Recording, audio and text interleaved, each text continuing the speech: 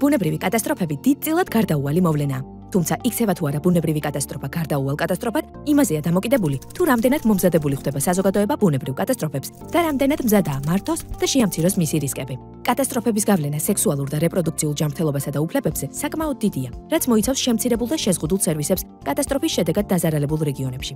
ასევე, იგი ნეგატიურად აისახება ორსულ ქალებზე და დედების ჯანმრთელობაზე. ზრდის იძულებით გადაადგილების შემთხვევების, სექსუალური და გენდერული ნიშნით ძალადობის რისკებს და ჰუმანიტარულ კრიზისებს. მოწყვლად ჯგუფებს, როგორიცაა ქალები, ახალგაზრდების შეზღუდული შესაძლებლობების მქონე პირები, იძულებით გადაადგილებული პირები და LGBTQ საზოგადოება, ექმნებათ ინფორმაციის და სექსუალური და რეპროდუქციული ჯანმრთელობის სერვისების მიღების და ჰიგიენური პროცედურების ჩატარების სირთულეები.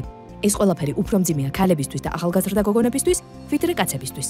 კატასტროფის დროს ახალგაზრდა გოგონების სექსუალური და რეპროდუქციული ჯანმრთელობის სერვისებზე ხელმისაწვდომობა შეზღუდულია.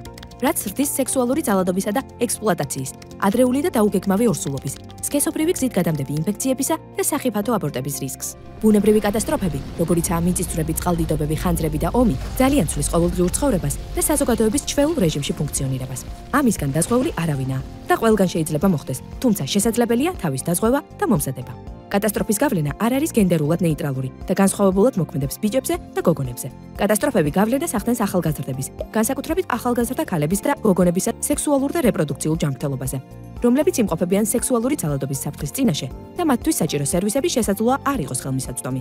გკითხეთ თქვენი სკოლის მასწავლებელს, მშობელს, სანდო ზრდასრულ ადამიანს ან უფროს მეგობარს, აქვთ თუ არა ინფორმაცია იმის შესახებ, თუ როგორ მოემზადონ კატასტროფისთვის.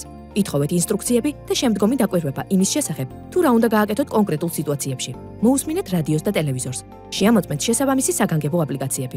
გაეცანით თქვენს საზოგადოებაში არსებულ სტიქიურ უბედურებებს. აირჩიეთ ადგილი თქვენს ოჯახთან ან მეგობრებთან შესახვედრად. თუ უნდა მოხდეს ევაკუაცია, თან იქონიეთ ტერიტორიის გარეთ მყოფი პირის მონაცემები გადაუდებელი დახმარებისთვის საკონტაქტოდ.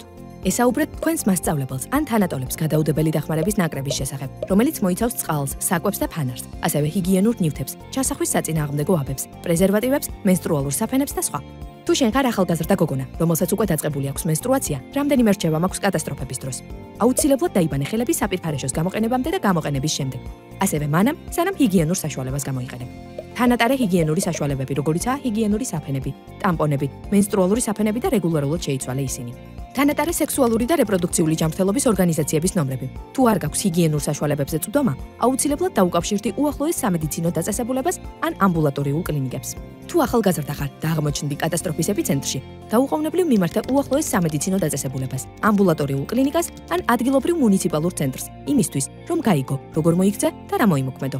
ან დაუკავშირდი ასოციაცია HERA 21-ს ცხელ ხაზზე 032 201 12 21 და მიიღე პასუხები შენს შეკითხვებზე.